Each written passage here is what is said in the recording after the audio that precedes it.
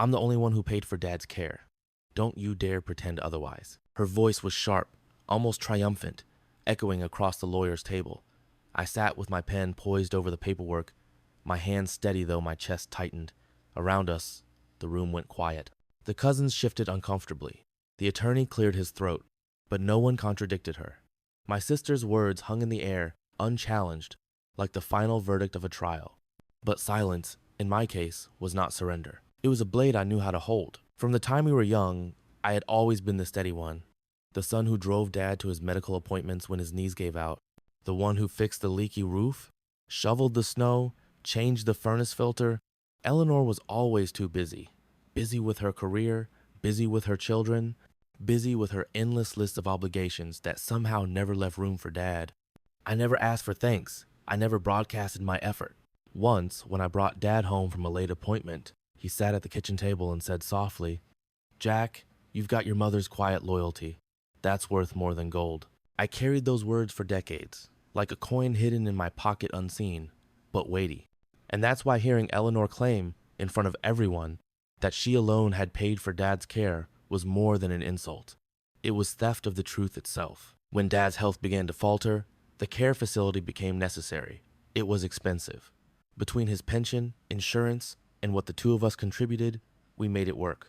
I sent checks every month, sometimes cutting into my own repairs, sometimes living with less. Eleanor sent money too, though less often, and always with a flourish. She would call me after mailing a payment.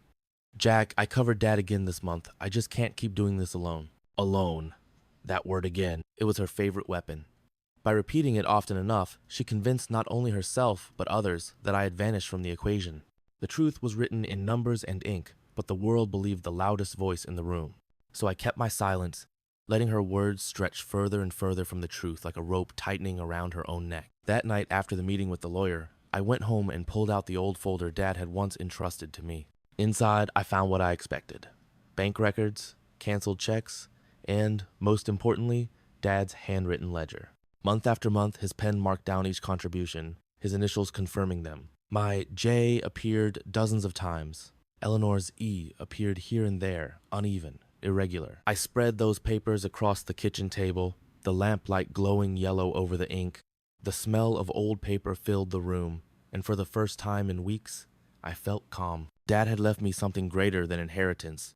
He had left me the record of the truth. I closed the folder with care, as if sealing away a weapon not yet ready to be used. Eleanor thought she had erased me, but she had not accounted for Dad's quiet habit of keeping everything. The days after the funeral blurred into a cycle of visitors and casseroles, relatives telling old stories, neighbors stopping by. Eleanor took center stage, always making sure people knew what she had sacrificed. I let her. At family gatherings, she would sigh dramatically and say, "If I hadn't stepped up, Dad never would have had the care he deserved." People nodded sympathetically. I sipped my coffee, carried plates, and kept my eyes steady. But each word she spoke I tucked away, like nails in a box, waiting for the day I'd need to build something with them. Quietly, I began to prepare. I visited the bank requesting certified statements. The tellers, who had seen me month after month, nodded knowingly and handed them over. I called the care facility and obtained receipts that bore my name. Piece by piece, the wall of truth was rebuilt. When I met privately with Dad's attorney, I laid out the papers. His eyebrows lifted behind his glasses, his lips pressed into a thin line. "Mr. Whitaker," he said slowly, "this is significant. If you challenge your sister's claim, you have a very strong case." I leaned back, folding my hands. "Not yet. Let her talk. Let her believe." He studied me for a long moment, then nodded. "You're a patient man." I gave him a thin smile. Patience is the only weapon some of us have. Eleanor, meanwhile, grew bold. When the house was finally deeded to her, she hosted a little gathering. I still remember her standing in the kitchen of the family home, glass of wine in hand, declaring, "This place is mine now. All those years of sacrifice. Dad would be proud of me for keeping it." Her friends applauded. A cousin clapped her shoulder. She glowed in the adoration, basking in her fabricated role as the devoted daughter. I stood near the window, the glass reflecting my face back at me calm, unreadable. Inside, though, something steady was taking root. The louder she bragged, the heavier her downfall would be. I only had to wait. Some nights I walked past the house. The porch sagged a little, the paint cracked, but it was still the home of our bloodline. I laid my hand on the railing, feeling the grooves in the wood beneath my palm. Not yet, I whispered, but soon. The night air was cool, carrying the faint smell of pine and damp soil. Above, the windows glowed with light, silhouettes moving inside. Eleanor celebrating her victory, decorating, rearranging. She thought the house was hers. She thought the story was finished. I smiled in the dark, knowing the story was just beginning. One evening, I returned a set of old tools she had borrowed years ago. Eleanor welcomed me with a smile that never touched her eyes. She showed me the redecorated living room, the mantel crowded with framed photos of herself and her children. "Where's the old picture of Dad on the porch?" I asked quietly. "The one with his fishing hat." She waved her hand. "Oh, that? It didn't fit with the new decor. I packed it away somewhere." The words landed heavier than any insult. To her, Dad's memory was nothing more than a prop. Once it no longer served her story, she discarded it. I nodded once and said nothing, but inside something shifted. My revenge was no longer just about setting the record straight for myself. It was about honoring Dad, about making sure his truth, his loyalty, didn't vanish into one of her storage boxes. That was the night I swore to take the house back. Not through shouting, not through fists, but through the quiet turning of legal gears she had chosen to ignore. I spent weeks gathering more. Care facility records, cross-checking payments, notarized confirmations. Every page aligned with my name. I gave copies to the attorney, storing the rest in a locked cabinet. Meanwhile, Eleanor's arrogance grew. At gatherings, she proclaimed, "If it weren't for me, Dad wouldn't have had dignity in his final years." People nodded, glanced at me as if I were invisible. I let them, because I knew the day would come when those very words would echo back at her, hollow and humiliating.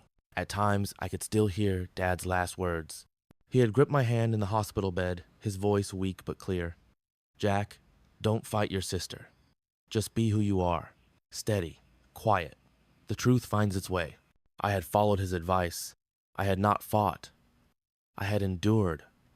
I had remained steady, quiet. And now, at last, the truth was preparing to find its way through me. I closed the folder one final time, my hand resting on the cover. The paper inside was no longer just records. It was a weapon sharpened by patience, fueled by loyalty, and destined to undo the lies Eleanor had built her world upon. She believed she had won. She believed the house was hers forever. People often mistake silence for weakness. They see a man who doesn't protest, who doesn't argue, and they imagine he is defeated. What they never realize is that silence has a memory. It listens, collects, waits. By the time Eleanor started bragging publicly about owning Dad's house, my silence had already built a fortress of evidence behind it. But she didn't know. She thought the absence of my words meant the absence of my will.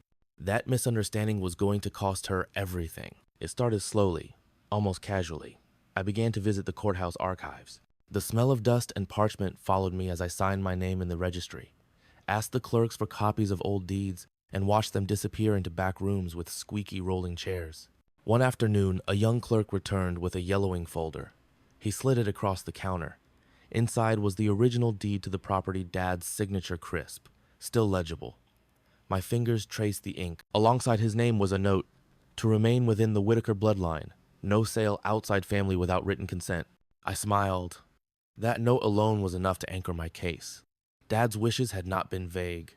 They were written into the legal history of the house itself. Eleanor had treated the property like a trophy. To me, it was evidence. At night, I sat at my dining table, papers spread around me, the lamp casting long shadows. The air smelled of coffee gone cold. I arranged receipts, checks, and statements in neat piles, aligning dates with Dad's care expenses. Every month I had supported him matched with my records. Every month Eleanor had missed stood out like an empty line in a song. I ran my hand over the papers, listening to the faint rustle. In that sound, I heard the past speaking back, proof that her story had been false all along. But I wasn't ready to move yet. Timing mattered more than evidence. If I struck too early, she'd scramble to cover her tracks. I wanted her arrogance to swell until she was blind to the knife at her back. That arrogance grew faster than I expected. Eleanor began hosting gatherings at the house, showing off the remodeled rooms, the fresh paint, the new appliances. "This place is mine," she declared one night to a circle of neighbors, her glass of wine catching the firelight. "My brother means well, but he never had the sense of responsibility I did. I carried Dad when no one else would."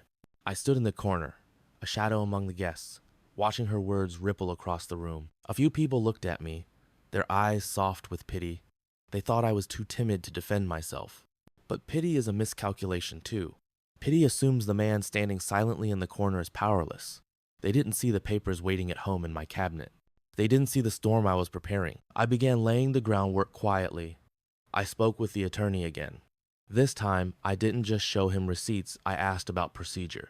He explained the process of contesting a deed transfer, the language of equitable interest, the concept that financial contributions to a parent's care could translate into property claims. He explained, too, how long it might take months, maybe a year.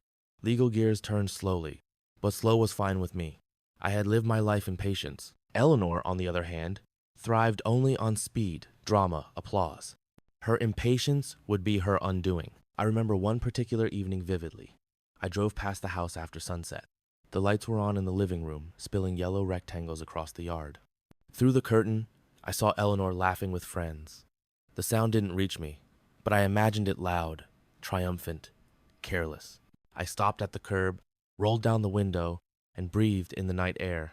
The smell of damp earth, of leaves decaying under autumn chill. That was the scent of time itself, patient and merciless. I whispered, "Enjoy it while you can, Eleanor." The words vanished into the dark, but I knew the house heard them. The memories of Dad were my constant companion during those months. I recalled the evenings I spent with him on that same porch, his fishing hat tilted back, his voice steady. "You don't need to shout to be strong, Jack," he once told me as we watched the sunset burn orange across the fields. "Strength is in knowing you're right and waiting long enough for others to see it." I carried that memory like a shield. Eleanor had the noise, I had the patience. And in the end, patience was the sharper weapon. I also began quietly networking. I spoke with cousins, with neighbors, dropping casual reminders of the things I'd done for Dad. Never in a boastful tone, only as quiet recollections, woven into conversation. "You remember how hard that winter was? Dad's furnace failed then. I patched it myself just to keep him warm." Or, "That year he broke his hip, I drove him every week to therapy. Saturday with him during the exercises." The words sank in, gently, slowly.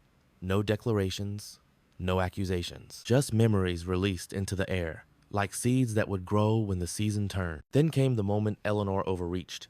She invited me over one Saturday to see the improvements. The living room was freshly painted, bright and sterile.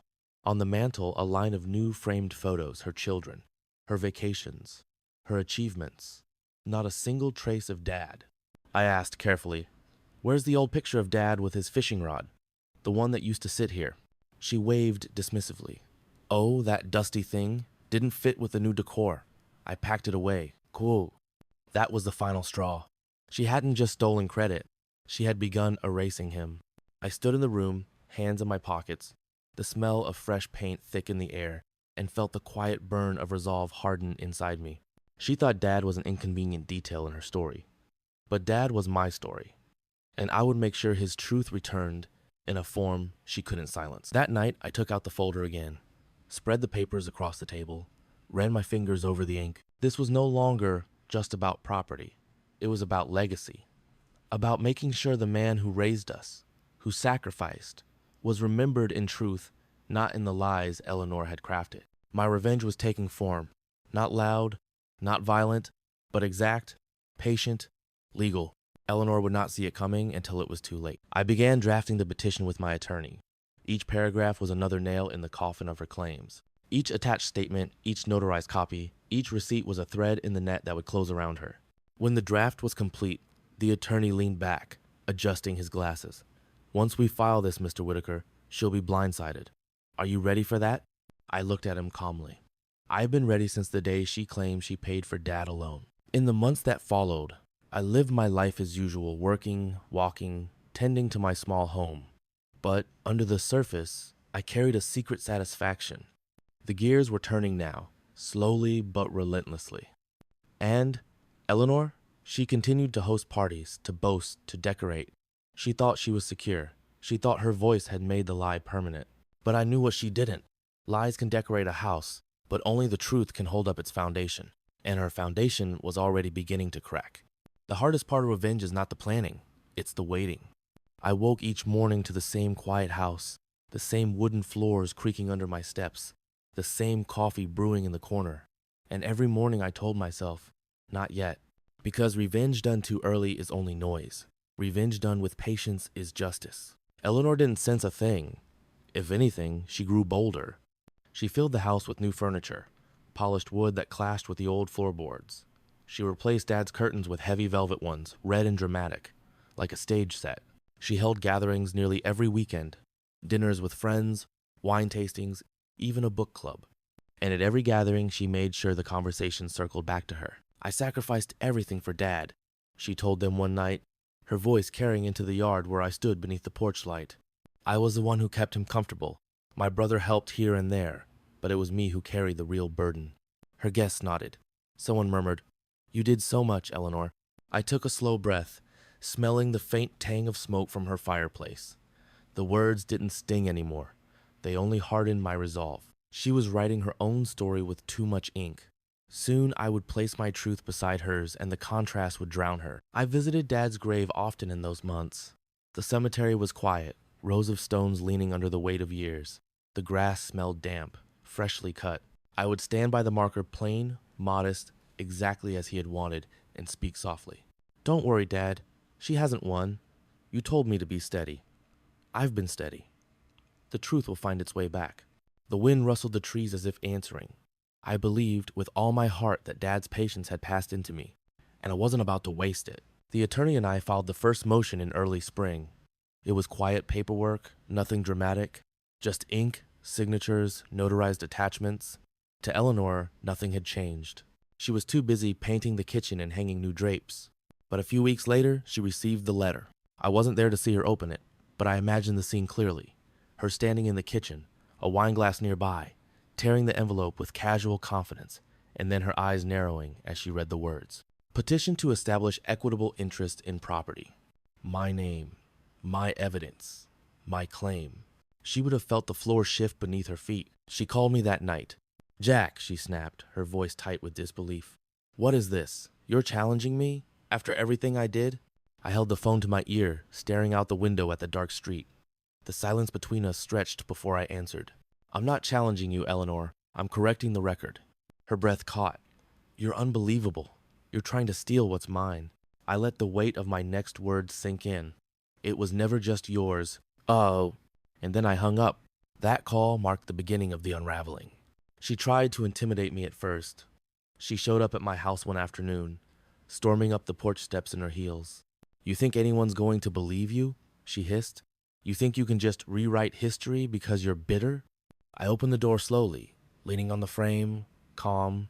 "I don't have to rewrite anything," I said. "Dad already wrote it." Her face flushed red.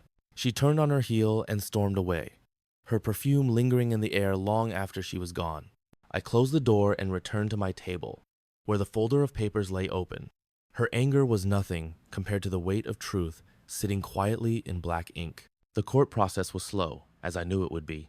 Months passed with letters back and forth, requests for documents, hearings scheduled and rescheduled. Eleanor hated the waiting. I could see it in her face every time we crossed paths. Her hair grew thinner, her eyes tired. Meanwhile, I felt stronger. Every delay worked in my favor, because while she grew restless, I only grew calmer. I remembered something Dad once told me when we were fishing together. The line had been still for hours, and Eleanor, bored, had wandered off back to the house. Dad chuckled and said, "She doesn't understand the fish don't bite for noise, they bite for patience." I held that memory close. She was noise. I was patience. And I knew which one caught the fish. At family gatherings, the shift began. At first, people still echoed her stories. But slowly, as word of the case spread, they started to look at me differently. Questions whispered, "Jack, is it true you helped pay for the care too?" I would only smile faintly and say, "The records speak for themselves." I didn't argue. I didn't accuse. I let curiosity grow. People love a story, but they love uncovering a hidden truth even more. Eleanor had given them the first story. Now they were beginning to suspect mine might be the deeper one. The first hearing arrived in summer. We sat across from each other in the courtroom, the air heavy with the smell of old wood and paper. Eleanor dressed in a bright suit, her jewelry flashing, her posture stiff. I wore a simple blazer, nothing more. When the judge asked for initial evidence, my attorney laid the papers gently on the table. Bank statements, receipts, Dad's ledger with his handwriting. The judge's eyes scanned the pages. He said little, but I caught the slight tightening of Eleanor's jaw as he nodded slowly. She had walked into the room expecting to win with confidence alone. But confidence is not evidence, and for the first time, she realized that. Afterward, she cornered me in the hallway. "You're destroying this family," she spat. I met her eyes steady. "You destroyed it the moment you erased me from Dad's care. I'm only restoring what you tried to bury." She had no answer. She turned away, her heels striking the tile too loudly, her figure shrinking with each step. I walked outside into the sunlight, breathing in the fresh air. The scent of cut grass carried on the breeze. And for the first time since Dad's death, I felt something like peace. Because the tide had turned. The months that followed were a slow erosion of her certainty. She still tried to boast, but her voice carried less conviction. Her gatherings grew smaller.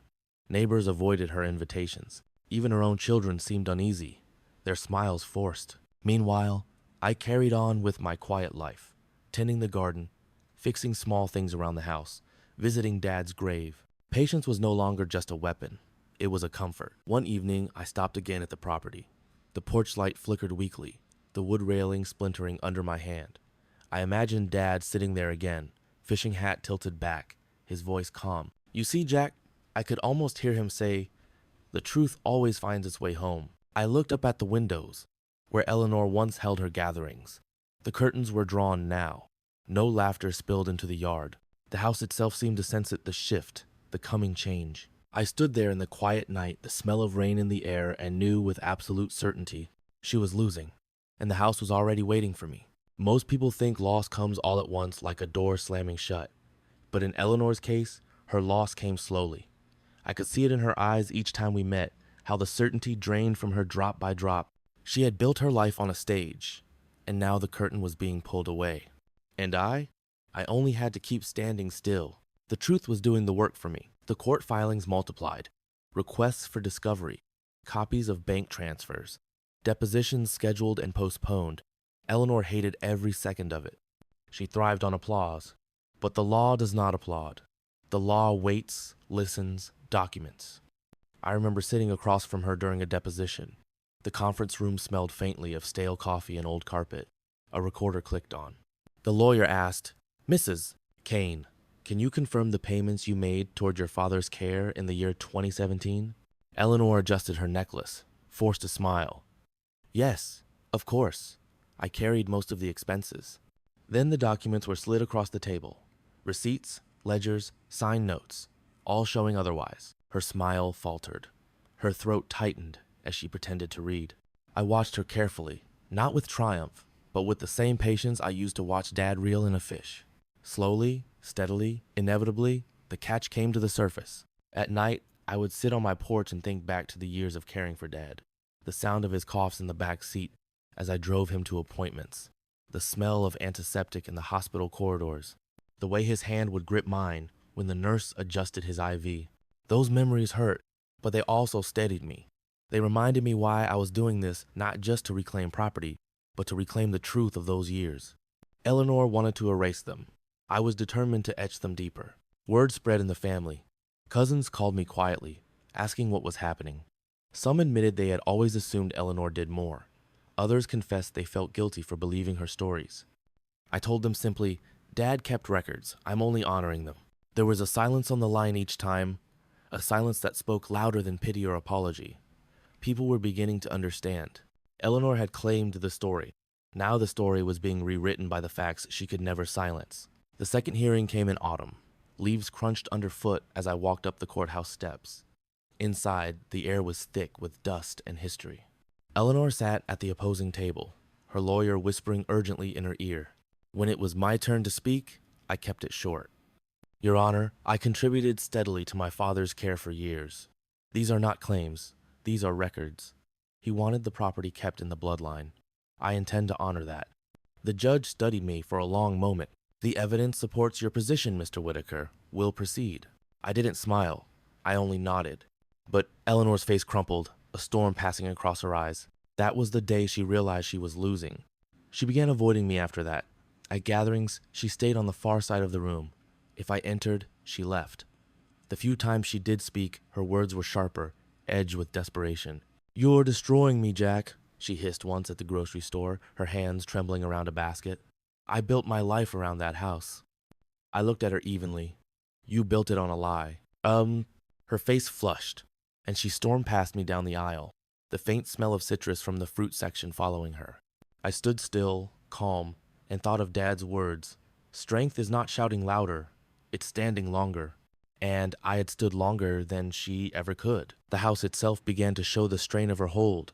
She had repainted, remodeled, but the foundation was old. Cracks appeared along the porch steps. The plumbing gave out one winter.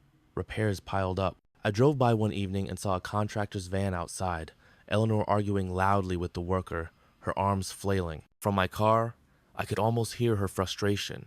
Money was draining, pride was draining, the house itself resisting her claim. It was as if the property knew who it truly belonged to. Meanwhile, I grew lighter. I tended my garden, walked in the evenings, visited Dad's grave. Each step of the legal battle lifted a weight from my chest. I wasn't rushing. I didn't need to. The process was slow, but it was working. And Eleanor? She was unraveling, thread by thread. One afternoon, my attorney called me.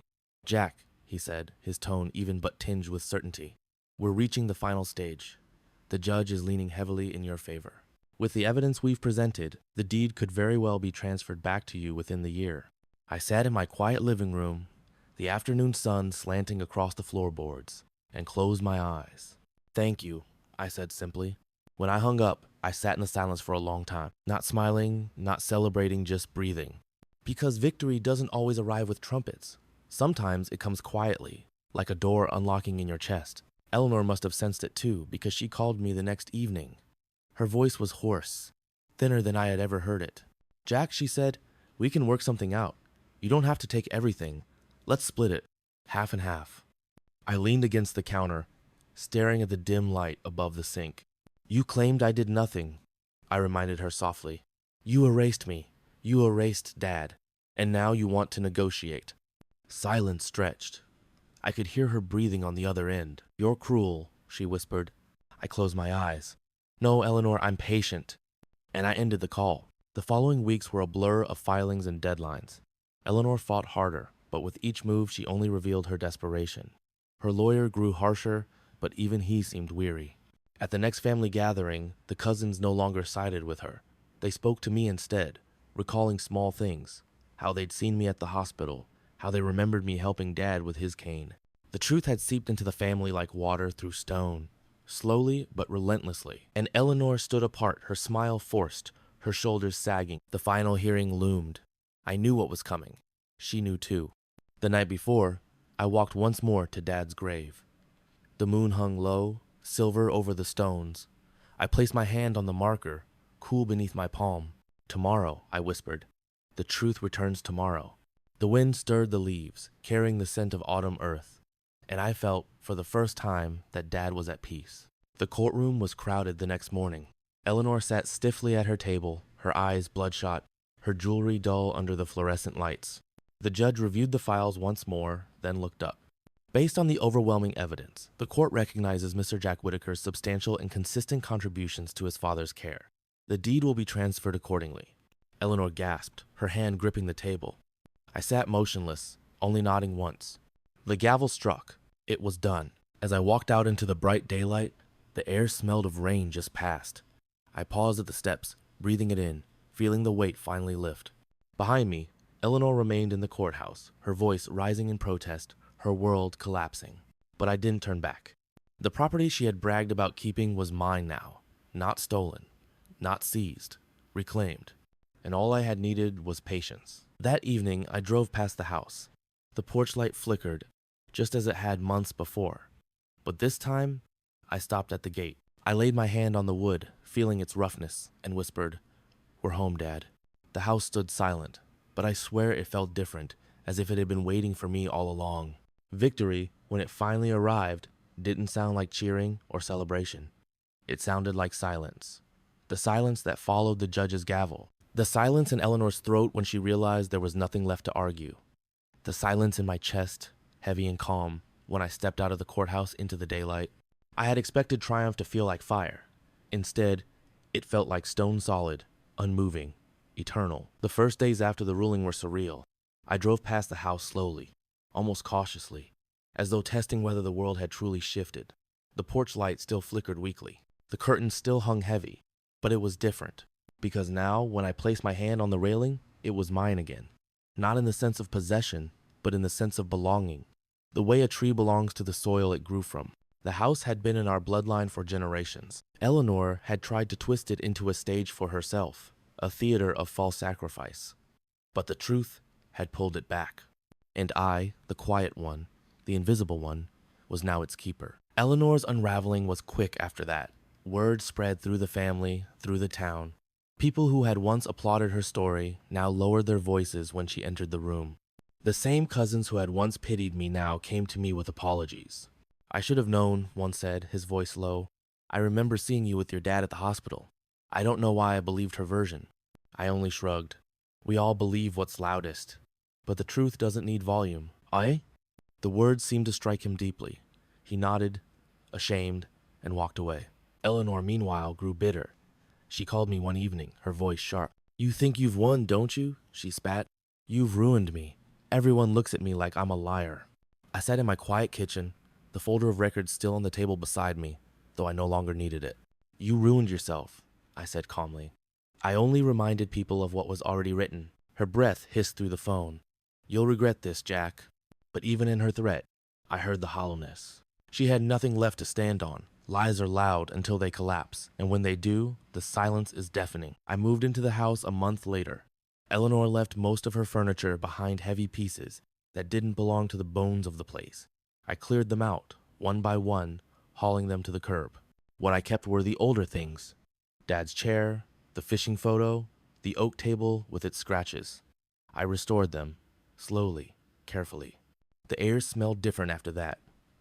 Less of paint and perfume, more of wood polish and open windows. It was as if the house itself was breathing again. Neighbors stopped by. Some brought pies. Others just stood awkwardly on the porch. It's good to see you back here, Jack, one said. Feels right. I nodded, offering a small smile. It's where the truth belongs. They didn't argue. They only nodded back, their eyes softer than before. Respect had returned, not because I demanded it, but because silence, patience, and truth had earned it. Eleanor tried to hold on to her pride in other ways. She spoke bitterly at gatherings, telling anyone who would listen that I had manipulated the system, that I had stolen from her. But the more she spoke, the less people believed. Her words, once sharp, now sounded like excuses. I didn't respond. I didn't argue. I didn't need to. Because in the end, people respect silence more than desperation. One night, I saw her outside the house, standing at the gate. She didn't see me at first. She stood there with her arms crossed, her face pale in the moonlight. When she finally noticed me, she stiffened. You'll never deserve it the way I did, she said, her voice trembling. I stepped onto the porch, leaning against the post, the cool wood pressing into my back. Eleanor, I said quietly, this was never about deserving. It was about truth. And the truth is, Dad and I built this house together. You only decorated it. Her mouth opened, then closed again. No words came. After a moment, she turned and walked into the dark, her footsteps fading down the road. I watched until she disappeared, then whispered to the night, goodbye. It wasn't anger. It wasn't triumph. It was closure. Life in the house became simple again. I fixed the porch railing. I repainted the trim in the same colors Dad had chosen decades ago. I planted his favorite marigolds along the walkway. Each task was quiet, methodical. The smell of fresh paint, the feel of soil between my hands, the sound of hammer on nail, they grounded me in a way Eleanor's noise never could. Every repair was a way of saying, we're home, Dad. Eleanor's decline grew sharper. She sold her own house to cover legal fees. She moved into a smaller place. Her circle of friends shrank. But even then, I didn't gloat. Revenge, done properly, isn't about gloating. It's about balance. And balance had already been restored. She had claimed everything. Now she had almost nothing. And I had the one thing that mattered, truth. Solid and unshakable. Sometimes I would sit in Dad's old chair at night, the ledger resting on my lap. I'd run my fingers over his handwriting, over the little J marked by each payment. He had left me a map, and I had followed it. Not with noise, not with fury, but with silence. And that silence had carried me here to the home that was rightfully ours, to the peace that followed patience.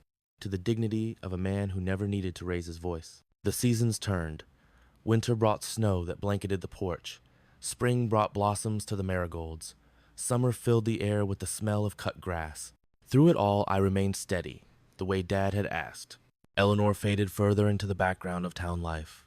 Occasionally, I'd see her, her face drawn, her clothes worn. She no longer bragged. She no longer even looked me in the eye. That was enough. I didn't need her apology.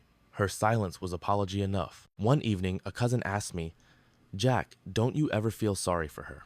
I thought for a moment, sipping my tea. The steam curled into the air, carrying the faint scent of chamomile. "Sorry?" I said softly. "Number, I feel sorry for Dad. Sorry that she turned his final years into a stage for herself. Sorry she tried to erase him. But for her, Number, she chose her story, and the truth chose mine." The cousin nodded, thoughtful. He didn't ask again. By the end of that year, I had fully restored the house. The porch railing gleamed. The walls were painted fresh. Dad's fishing photo hung proudly on the mantel again, where it belonged. I stood in the doorway one evening, the sunset painting the rooms in gold, and felt a deep stillness. Not triumph, not gloating, just peace. Because in the end, revenge is not about shouting or breaking. It's about restoring. And I had restored both the house and Dad's truth. Eleanor would never brag again, and I would never need to speak louder than a whisper. Because silence, carried long enough, had spoken for me. They say a storm doesn't destroy a house all at once. The roof doesn't collapse in a single thunderclap. The wood doesn't rot in one rainy night. It happens slowly, piece by piece, until the weight of neglect finishes what the weather began. That's how Eleanor fell, not in one loud collapse, but in slow, steady ruin. In the first weeks after the court's decision, she tried to walk tall. She held her chin high at the grocery store, her jewelry still gleaming, her voice sharp as ever. If anyone asks, I overheard her telling a friend. Jack twisted the judge's ear. He always knew how to play the martyr. The friend only nodded weakly. Their eyes betrayed doubt. People had seen the evidence in court, the bank records, the receipts, Dad's careful ledger. Evidence speaks louder than accusation, and the community knew it. The power Eleanor once held through her voice was gone. She didn't see it yet, but I did. By the end of that month, her gathering stopped. Once, the house had been filled with people, glasses clinking, laughter echoing off the walls. But after the ruling, no one came. She tried. Invitations went out, calls were made, but people had grown wary. Some said they were busy, others simply didn't answer. I saw her standing alone on the porch one Saturday evening, a tray of untouched appetizers beside her. The porch light flickered overhead, her shadow long and lonely across the steps. The house she had claimed as a stage was empty now, an audience that had walked out. Meanwhile, I was rebuilding not just the house, but the memory of what it had been. The first thing I did was strip away her gaudy changes. The heavy velvet curtains she'd hung came down. The glossy, too bright paint was covered with the warm cream Dad had always preferred. I brought back his old chair, patched and polished. Hung the fishing photo above the mantel, right where it had been before. When I finished, I sat back and breathed. The air smelled different, less of chemicals, more of wood and sunlight. It wasn't her house anymore. It wasn't even just my house. It was Dad's again. Word spread. Neighbors stopped by, curious. They stepped inside and smiled at the sight of the photo, the old furniture restored. "It feels right again," one said softly. "Like it used to." I only nodded, because that was all I wanted. Not applause, not recognition, just rightness. Eleanor grew thinner as months passed. The pride that once gave her posture a sharpness seemed to drain from her. Her clothes lost their brightness. Her voice, when I did hear it, carried less force. She sold her own house in the suburbs to cover her legal debts, moved into a smaller place near the edge of town. I drove past once and saw her yard overgrown, the shutters crooked. Her life mirrored the stage she tried to build, grand for a while, hollow in the end. Family gatherings shifted too. They came to the old house now, filling the rooms with chatter and laughter. We sat at the long oak table, passing bread, sharing stories. For the first time in years, I heard genuine laughter in those walls. One evening, after everyone had gone, I sat in Dad's chair with a cup of tea. The house was quiet again, but not empty. The silence was warm, full of echoes of what had just been. I thought of Dad, of his steady hand, his soft words, and I whispered, "It's back, Dad. I brought it back." Eleanor avoided these gatherings. She was invited, of course, but she never came. Pride, or shame, or both, I didn't know. What I did know was this. She had once stolen the story from me. Now the story had been stolen from her, and this time, no one would give it back. I saw her one winter morning at the post office. Snow clung to her coat. Her hair was messy, her face pale. She looked at me briefly, her eyes hollow. No words passed between us, but her silence said everything. She had nothing left to throw at me. For years, she had weaponized her voice. Now it was gone, and in that absence, I realized something. The quiet was louder than any accusation. At home, I found myself taking comfort in small things. The creak of the stairs at night, the smell of coffee in the mornings, the sound of the wind against the shutters. Each detail felt like proof that I had done right not only for me, but for Dad. I thought of the years I had spent silently enduring her claims. Each time she'd said, "I paid alone," I had swallowed the words rising in my throat. That silence had felt like weakness then, but now it was clear. That silence had been my weapon all along. One afternoon in spring, I found Eleanor standing outside the gate. She wore a faded coat, her shoulders hunched. She didn't notice me at first. She only stared at the porch, at the marigolds blooming along the path. When she finally saw me, she straightened, trying to summon her old pride. "You'll never deserve it the way I did," she said, her voice thin. I stepped onto the porch, leaning against the rail.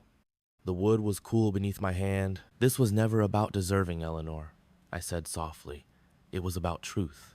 Dad and I built this house together. You only borrowed it." Her lips pressed together. No reply came. After a moment, she turned and walked away, her figure shrinking into the evening light. I didn't call after her. I didn't need to, because silence had finally answered her in ways words never could. The seasons turned again. The house grew fuller. Family dinners, laughter, children running through the yard. Eleanor's presence faded. People spoke of her less and less, until her name was only a faint echo. And me? I remained, steady, quiet, patient, the way Dad had taught me. That's the lesson of season 5. Revenge isn't fire and fury. It isn't shouting someone down. It's patience. It's silence. It's letting the truth stand so tall that no lie can cast a shadow over it again. And in that silence, I found not only justice but peace. People still ask me from time to time if I felt victorious. They say it softly, as if a louder question might wake the past. I never give them the answer they expect. Victory tastes like brass and burns out quick. What I have tastes like clean water drawn slow from a deep well. If there's a word for that, it isn't victory, it's balance. The house is quiet in the mornings. I like it that way. The boards remember my footsteps from when I was a boy. They creak in the same places. Steam coils from my mug and hangs under the kitchen lamp. I open the window and let the day in wet grass, a far bark, one bird testing its voice. I touch the mantel where Dad's photo stands, 2 fingers to the frame like a small salute. "Morning, Dad." The glass is cool. The wood is warm from yesterday's sun. People think revenge is a burning thing, something you carry hot until you throw it at the person who wronged you. But anything hot burns itself out. What I carried wasn't heat. It was weight. Patience has gravity. It holds you to what matters until the world catches up.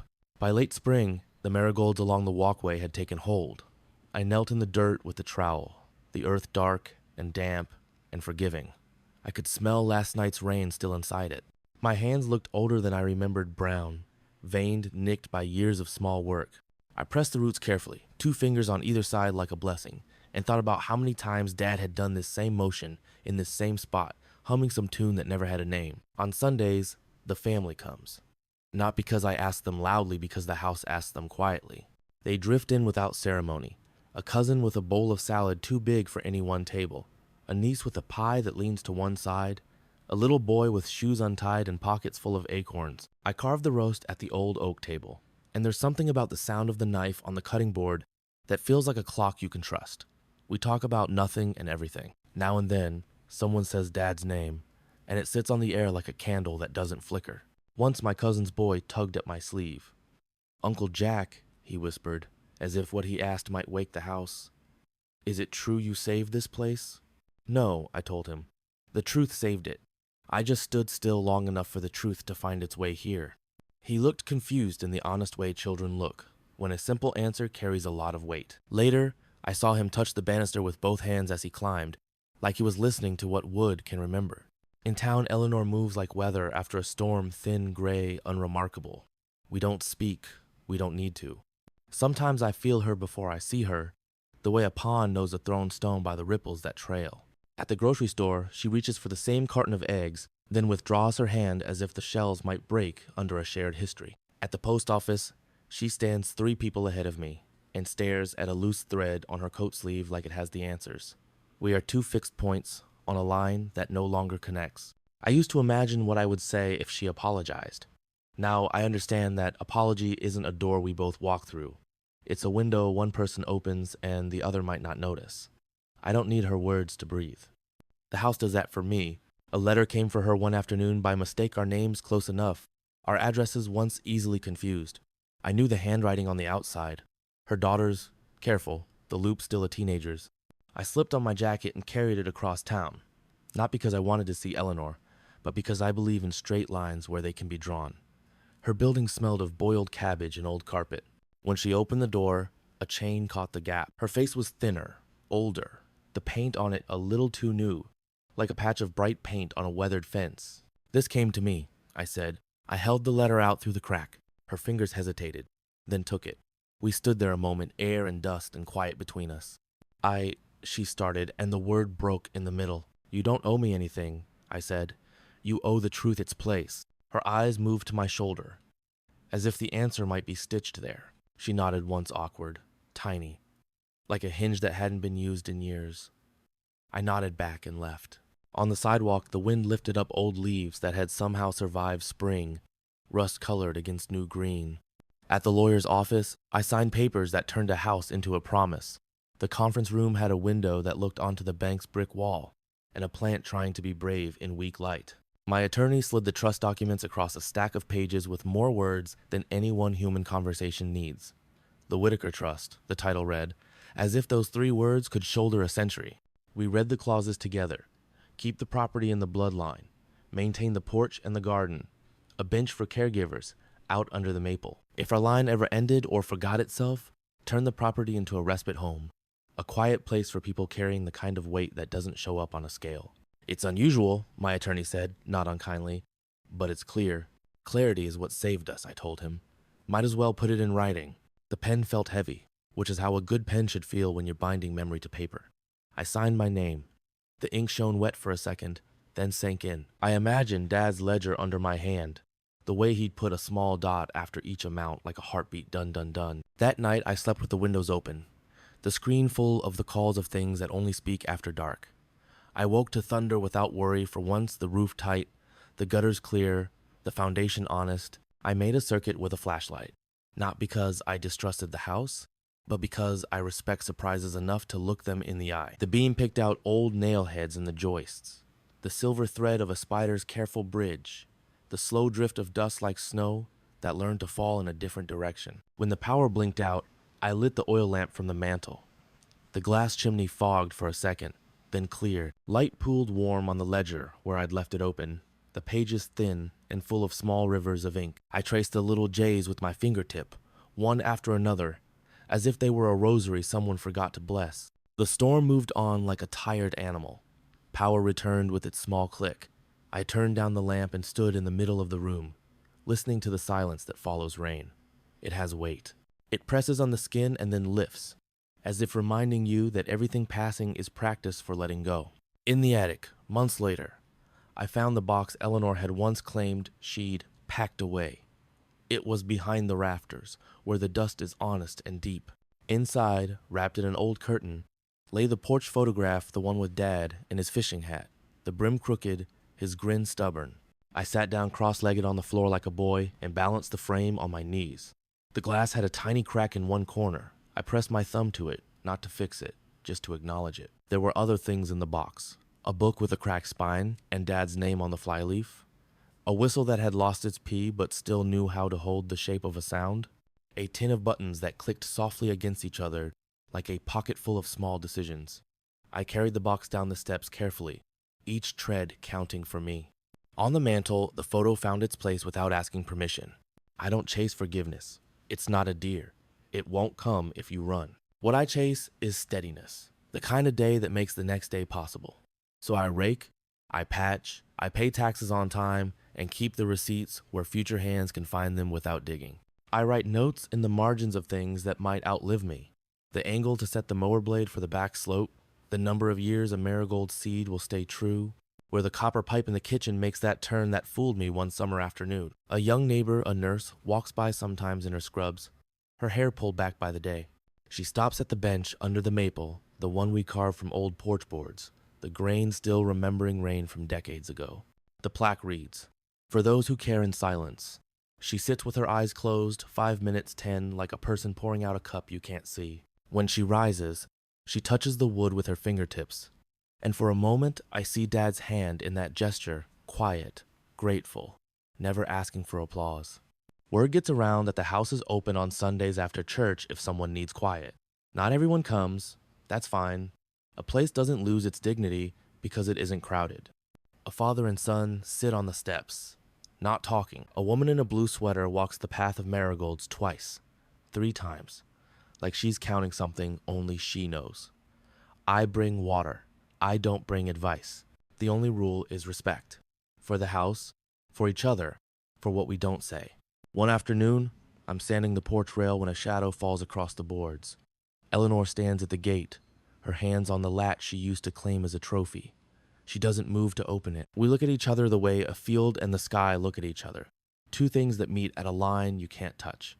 "I heard you made a bench," she says, and the words sound like they've had to cross a long distance to get here. I did, for caregivers. For anyone who needs 5 minutes of honest wood under them. She looks down, then up. Her eyes are tired. It occurs to me that tired is different from defeated. Tired means you carried something. Defeated means you dropped it. She has carried something. Not the right thing, not the whole thing, but something. I found some boxes, I say, nodding toward the house. Old things of Dad's. They should have been out long ago. I thought I'd... She begins and stops. She shakes her head. Number I didn't think. I wanted room for new things. We stand in the soft sound of wind through leaves. A truck goes by and leaves behind the smell of hot rubber and summer planned badly. You can come in if you like, I tell her. See the photo. Sit on the bench. Or you can keep walking. Either choice is yours. The only thing that isn't optional is the truth. She nods. Her hands loosen on the latch. Another time, she says. Another time, I repeat. She walks on. I don't watch her go. I sand another pass along the grain. Long strokes that follow what the tree decided long before either of us were born. At the cemetery, I keep my promises short. We did it. I tell Dad, because anything more feels like talking over a man who taught me that words can be spent or saved. The grass there is clipped close, the white stones reading the sun like open books. Once I found a small scrap of paper at his marker, half damp from dew. I turned it over and recognized Eleanor's handwriting. It didn't say sorry or anything that tidy. It said, I didn't know how to love without witnesses. I set it back where I found it and placed a flat stone on top so the wind couldn't pretend it belonged elsewhere. I'm not a preacher. But once a year, on the date the deed returned and the tide finally turned, I make a small supper and invite the ones who helped without asking for their names in bold print. The bank clerk who stayed late to find the right box of old records. The orderly who rolled Dad gently down a hall and pretended not to hear him tell me a joke with too much coughing in it. The attorney who never once told me to be louder, only clearer. We eat at the oak table. We pass dishes. We talk about gardens and snow tires and the time the power went out at the library. And nobody minded because a quiet place without lights is still a quiet place. When they leave, I stack the plates and wash them by hand. I like the work. Hot water, clean edges, the clink that says things can be put back where they belong. I dry the last fork and stand for a while at the sink, watching the window replace the day with the idea of a night. The house holds the cooling air like a memory. I have started my own ledger. It's not money. It's something else. In a slim notebook on the mantel, I write down the steadying things. The 14th of April. Replaced the storm window latch. May from next door brought over cuttings. The bench held 4 without complaint. The 3rd of June. Found a carpenter bee boring where I wouldn't have looked last year. Filled it proper. Thanked the stupid creature for reminding me wood is food to someone. The 9th of August. Rain at 3 a.m., slept anyway. These are the amounts a life can balance on when the big numbers have been settled. Sometimes, late, the phone rings and I don't answer. I let the machine take it. Voices need a witness. That's fine. Later, I listen. I store what should be stored. Delete what's only noise. I learned that the hard way what you keep becomes part of the house. Toward the end of the second summer, I cleared out the shed and found an old hand plane of Dad's wrapped in oiled cloth. The steel still held a bite. I honed it, set the depth, and drew it along a scrap of pine. The curls lifted in a perfect ribbon that fell to the floor like shy handwriting. I kept shaving until the board sang. That thin, high note wood makes when it has forgiven you for trying to improve it. I ran my palm over the face and felt a smoothness my eye couldn't see. That's how I want my life to read when I'm done. Quiet, true, finer than it looks. I won't say I forgive Eleanor. Forgiveness is a word people hold up like a bright coin and expect you to take. What I will say is this. We share a town, a bloodline, a cemetery. The ledger on my mantle has her initials in it sometimes. E called, left no message. E at the bench, stood, didn't sit. E returned the church key she accidentally took home. In my book, those are deposits. Small ones, but real. When I am gone, and I will be, sooner than it once seemed, the trust will hold the house steady like a palm under a cup. A niece with hands like her mother's, but steadier, will know where the shutoff valve is. The bench will gray, and somebody younger than me will sand it back to honest. The ledger will stay on the mantle. The marigolds will reseed without asking permission. That is the closest I come to the word victory. The idea that the truth will still be standing when my voice is done. On the last warm night before fall makes promises it intends to keep, I sit on the porch with a glass of tea. The ice clinks once. A moth throws itself against the light and then decides darkness is cheaper. Down the street, a window closes gently. Even small sounds learn their manners here. I think of Dad's hand on my shoulder the last afternoon he could lift it. How light it felt. Like he was passing me a baton that wasn't made of anything you can drop. People will keep asking, and I will keep telling them, I didn't win. The truth did. I just waited long enough to see it cross the finish line without needing me to break the tape. The house breathes. The garden settles. Somewhere a car door shuts, then another, then none. I take one last look at the marigolds. Even in the dark, they're stubborn with color, the way honest things are. I rise, flick off the porch light, and let the night have what it's owed. Inside, the ledger waits on the mantle. I lay my hand on its cover. The page I'll write tomorrow is empty, which is another word for possible. I don't need more than that. The door clicks into its latch the way a heart slips into sleep. In the kind of silence you can hear, a house remembers who it belongs to, and a man remembers what belongs to him. Not victory, not even forgiveness, just balance kept.